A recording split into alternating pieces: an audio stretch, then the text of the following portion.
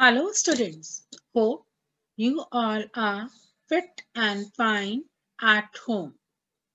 Today we are back with the new content of the chapter Light, Refraction of Light.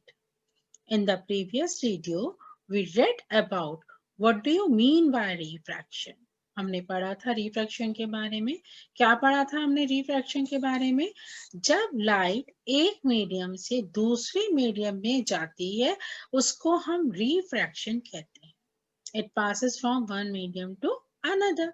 देखिए कैसे, जैसे आप देख सकते हैं यहाँ से लाइट रेज एयर से वाटर में एंटर कर रही है और ये बैंड कर गई है. That is called the refraction. ये ट्रांसमिट कर रही है वाटर में से. That is called the refraction of light. Are further examples? ये देख सकते हैं, ये ऑब्जेक्ट वाटर में नीचे है लेकिन इसकी इमेज कहाँ बन रही है? ऊपर बन रही है. ठीक है, कहाँ से देख रहा है पर्सन? रियरर मीडियम में. ऑब्जेक्ट कहाँ है? डेंसर मीडियम में. लाइट कहाँ गई? अवे फ्रॉम द नॉर्मल गई. ठीक है, further example you can see pencil bent नजर आती है. अगर आप ये घर पर भी करके देख सकते हैं, जब हम एक ग्लास में वाटर लेते हैं, वाटर में पेंसिल रखते हैं, वो पेंसिल बेंड हो जाती है. बेंडिंग क्यों हुई? Due to refraction of light. ये मैंने सिर्फ वाटर में आपको लेजर लाइट डालते हुए दिखाया है. आप इसमें वाटर, ऑयल, 2-3 मीडियम्स के लेयर लेकर के भी आप कर सकते हैं. आप देखेंगे आपको इस तरह की बैंडिंग नजर आएगी. आप देख सकते हैं यहाँ भी बैंडिंग नजर आ रही है. ये जो बैंडिंग है ये डेमोन्स्ट्रेट करता है रिफ्रैक्शन ऑफ लाइट. ये ग्लास स्लैब में ये लाइट यहाँ से जा रही है, लेजर लाइट को हमने करा, ये पानी ट्रेड कर गई, ग्लास स्लैब में से बैंड हो गई. जब ग्लास स्लैब से वापस एयर में आ गई तो ये क्या कर गई? बैंड कर गई दोबारा से. तो ये क्या होता है? Refraction of light. ऐसे ही वाटर में लेमन डालो, ग्लिसरीन में लेमन. देखो ओरिजिनल लेमन का साइज ये है. आप देख सकते हैं वाटर में इसका साइज एनलार्ज नजर आ रहा है और ग्लिसरीन में और भी एनलार्ज नजर आ रहा है. ठीक है ना? तो ये भी क्या है? Refraction of light. किसकी वजह से नजर आ रहा है? रिफ्रैक्शन ऑफ लाइट की वजह से नजर आ रहा है. तो रिफ्रैक्शन क्या हुआ? When light passes from one medium to another then it is called the refraction. Optical density क्या होती है? अब देखो डेंसिटी किसको कहते हैं. अगर अब हम अपनी डेली लाइफ का एग्जांपल लेते हैं. अगर हम एक कंजस्टेड एरिया में जाएं तो हम कैसे चलेंगे? बिल्कुल पास पास करके चलते हैं. अगर सपोज एक व्हीकल इधर से आ रहा है, एक व्हीकल इधर से आ रहा है, हमारे पास बहुत कम स्पेस होती है निकलने के लिए, तो हमारी स्पीड कम हो जाती है. स्पीड कम होने के बाद जो बेंडिंग होती है वो कम हो जाती है. ठीक है ना? लेकिन अगर हमारे को वही ओपन पाथ मिल जाए, हम हाईवे पे जाए जहाँ पे सड़कें खाली होती हैं, रियरर मीडियम आ गया, वहां पर हम बहुत तेजी से जाएंगे, है ना? जाएंगे ना? यहाँ पे भी यही है. Light slows down when it enters an optically denser medium and it bends towards the normal. अब ये देखो, ये डेंसर से रेयरर में जा रहा है. अब भीड़ से हम कहाँ आ गए? खाली सड़क पर आ गए. खाली सड़क पर आ गए तो हम अवे फ्रॉम द नॉर्मल चले गए. लाइट रे कहाँ चली गई? अवे फ्रॉम द नॉर्मल चली जाती है. तो ऑप्टिकली डेंसर मीडियम में स्पीड स्लो होती है, ऑप्टिकली रेयरर मीडियम में स्पीड ज्यादा होती है. अब हम लोग बेटा रिफ्रैक्शन ग्लास स्लैब के थ्रू पढ़ने जा रहे हैं. ये आपका एक्सपेरिमेंट भी है जो आपको प्रैक्टिकल फाइल में लिखना है. ठीक है, कैसे करते हैं ये एक्सपेरिमेंट आप देखिए इसको. पहले हमने एक वुडन बॉक्स लिया. ठीक है, वुडन स्लैब टाइप होता है, टेबल टाइप होती है. उसके ऊपर एक ड्राइंग शीट लगानी है. ड्राइंग शीट के ऊपर आप ग्लास स्लैब रखेंगे. ग्लास स्लैब की बाउंड्री बनाएंगे इस तरह से. ठीक है, अब हम 2 ऑल पेन लगाएंगे इस तरह से, राइट.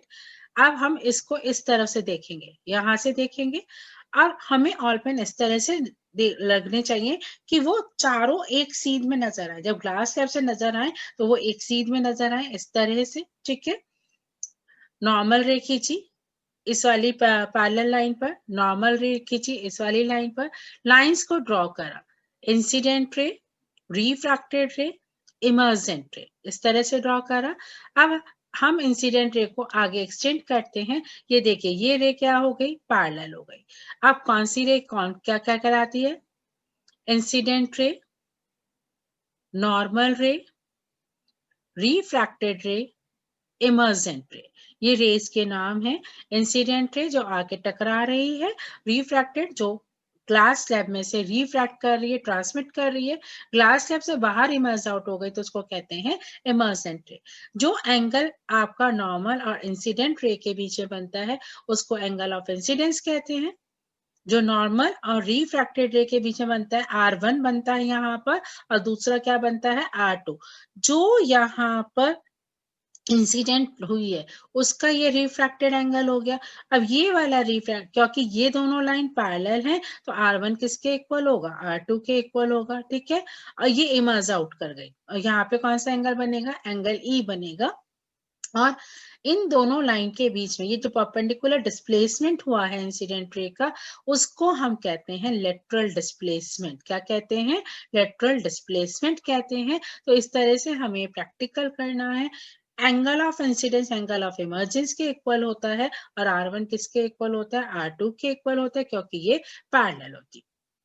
जो हम यहाँ पर पिन लगाएंगे बेटा, वो हमें इस तरह से लगानी है, जो एंगल लेना है वो 30 और 60 के बीच में लेना है, क्योंकि हम अगर 60 से ज्यादा लेंगे तो वो नॉर्मल की तरफ आ जाएगा, 30 से कम लेंगे वो स्लैब की तरफ आ जाएगा, तो वो उसमें मेजरमेंट सही नहीं आती है, सही आपका डायग्राम नहीं बनेगा। Laws of reflection of light, laws of reflection, laws of reflection में क्या लॉ आएगा बेटा, ये इंसिडेंट रे है, ये आपकी नॉर्मल रे है और ये रिफ्रैक्टेड रे है, all lie on the same plane at the point of incidence. The incident ray, the refracted ray and the normal to the interface of two media at the point of incidence all lie on the same plane. Second law, the ratio of sine of angle of incidence to the sine of angle of refraction is a constant। और इसने क्योंकि ये Snell's ने दिया था तो इसलिए इसको क्या कहा गया, स्नेल्स लॉ ऑफ रिफ्रैक्शन कहा गया। इस स्टेटमेंट के according sine i upon sine r constant है और ये कांस्टेंट क्या कहलाता है, रिफ्रैक्टिव इंडेक्स कहलाता है, जिसको हम एन से रिप्रेजेंट करते हैं। और इसकी क्या डिफाइन होती है, it is a physical quantity which gives the measure of banding of the light, that is known as the refractive index। अब देखो, मैंने अभी आपको बताया कि angle of incidence angle of emergence के इक्वल हो जाता है और R1 R2 के इक्वल होता है, ठीक है ना। R1 R2 तो ऑल्टरनेट के इक्वल हो गया।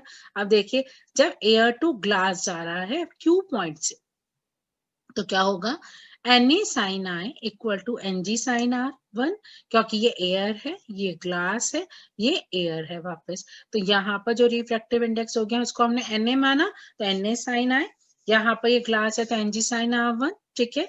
अब R पॉइंट पर ये इंसिडेंट हो गया, ये रिफ्लेक्टिव हो गया, ठीक है। तो आपका कहाँ से कहाँ, glass to air, Ng sin R2 equal to Na sin E, but R1 किसके इक्वल होता है, R2 alternate interior angle, therefore Na sin I किसके इक्वल हो गया, Na sin E के। Na से Na कैंसिल, यानी एंगल ऑफ इंसिडेंस किसके इक्वल हो गया, एंगल ऑफ इमर्जेंस के इक्वल हो गया। तो ग्लास स्लैब में एंगल ऑफ इंसिडेंस किसके इक्वल होता है, एंगल ऑफ इमर्जेंस के इक्वल होता है, क्योंकि जो AB है वो CD के क्या है, पैरेलल होता है।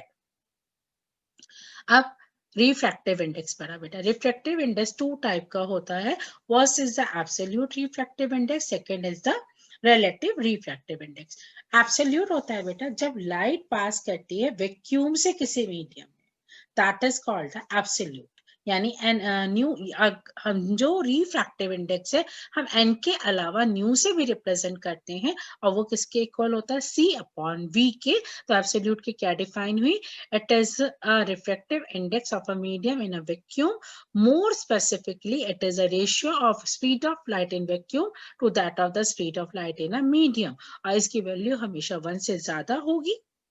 जो स्पीड ऑफ लाइट है वो हमको मालूम है कि वो कितनी होती है, 3 × 10⁸ मीटर पर सेकेंड होती है किसकी, स्पीड ऑफ लाइट, ठीक है ना। तो next is relative refractive index. मैंने बताया एक मीडियम से दूसरे मीडियम में, जैसे water to glass, glass to water, water to air, air to water, ये सब क्या है, रिलेटिव रिफ्रैक्टिव इंडेक्स कहलाता है, ठीक है।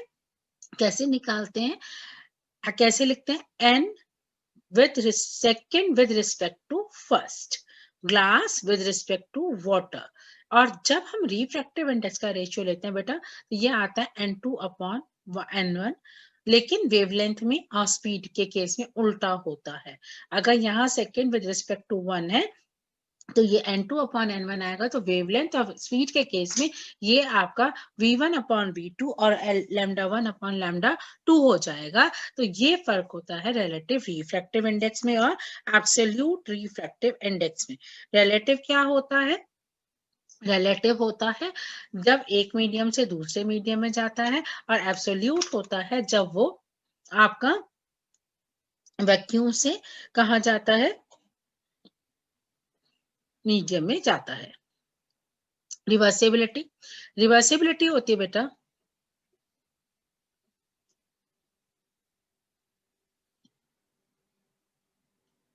जैसे ये एयर है, एयर से कहाँ आया? ग्लास में आया, ठीक है। ग्लास से वापस कहाँ आएगा? एयर में आ गया। ये रिवर्सिबिलिटी होगी कि एयर से ग्लास, ग्लास से एयर। इसी तरह एयर से वाटर आ गया, फिर वाटर से कहाँ आ गया? ग्लास आ गया, फिर ग्लास से वापस वाटर आ गया, ये रिवर्स है। और वाटर से वापस एयर आ गया। ये क्या कहलाता है? रिवर्सिबिलिटी कहलाती है कि लाइट एक मीडियम से दूसरे मीडियम से पास होने के बाद वापस क्या आ जाती है? सेम मीडियम में आ जाती है। और कैसे निकालते हैं रिवर्सिबिलिटी ऑफ लाइट? देखिए, the principle of reversibility state that light will follow exactly the same path if its direction of travel is reverse। Air to water into water to air equal to 1 हो जाएगा। इसी तरह से refractive index अगर तीन medium में दिया जाए तो तीनों का प्रोडक्ट, एक बार एक्स वाई लेंगे, एक बार वाई जेड लेंगे, एक बार जेड एक्स लेंगे, तीनों का रेशियो क्या आएगा? तीनों का मल्टीप्लीकेशन क्या आएगा? 1 आएगा, ठीक है। फिर अगर हम डेप्थ को कंसीडर करते हैं, जैसे स्विमिंग पूल में जो एक्चुअल डेप्थ होती है वो हमें नजर ही नहीं आती। जब हम पैर रखने लगते हैं हमें लगता है कम डेप्थ है, लेकिन जैसे हम पैर रखते हैं हमारा पैर बहुत नीचे चला जाता है, वो एपरेंट डेप्थ नजर आती है। और वहां से हम जो रिफ्रैक्टिव इंडेक्स निकालते हैं वो किससे निकालते हैं? Real depth upon apparent depth से निकालते हैं, ठीक है। अब लेटरल डिस्प्लेसमेंट जो भी हम लोगों ने क्लास लैब में देखा था, क्या डिफाइन है उसकी? The perpendicular distance between the direction of the incident ray and the emergent रे इज कॉल्ड लेटरल डिस्प्लेसमेंट। और किन किन फैक्टर पे डिपेंड करता है lateral displacement? Thickness of the refracting material, जिस मटेरियल से वो रिफ्रैक्ट कर रहा है उसकी थिकनेस पर, और रिफ्रैक्टिव इंडेक्स पर डिपेंड करता है लेटरल डिस्प्लेसमेंट। एप्लीकेशंस जो भी हमने पढ़े थे, pencil immersed in water appears to be bent. The part of the pencil which is inside the water appears thicker if viewed from side. An ink dot marked on a sheet of paper appear to be raised. ये करके भी देख सकते हैं। एक paper लेना, ink dot लगाना, किसी भी ट्रांसपेरेंट मटेरियल से उसको देखना, तो आपको कैसा नजर आएगा? उभरा हुआ नजर आएगा। Thickness of glass appear to be less. A lemon kept in water appears bigger. The shape of the sun is oval at sunrise and the sunset. ये एप्लीकेशन है किसके? रिफ्रैक्शन की। कंडीशन ऑफ नो रिफ्रैक्शन देखिए, अगर आपका angle of incidence 0 हो जाए, यानी इंसिडेंट रे किस पर आ जाए? नॉर्मल पर। जैसे ये नॉर्मल है, इंसिडेंट रे इसी पे लाई कर गया, यानी कि एंगल आई क्या हो गया? 0।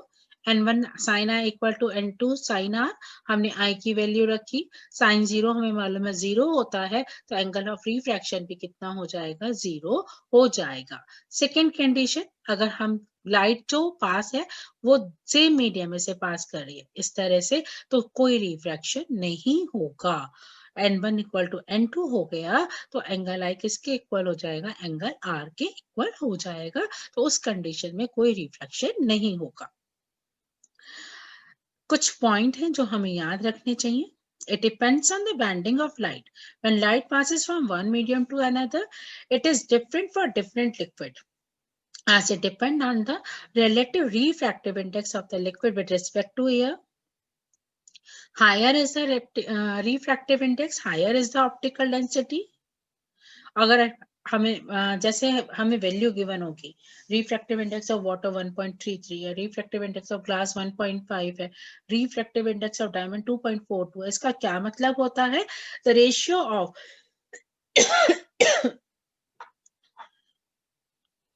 The ratio of speed of light in air to that of the speed of light in water is 1.33.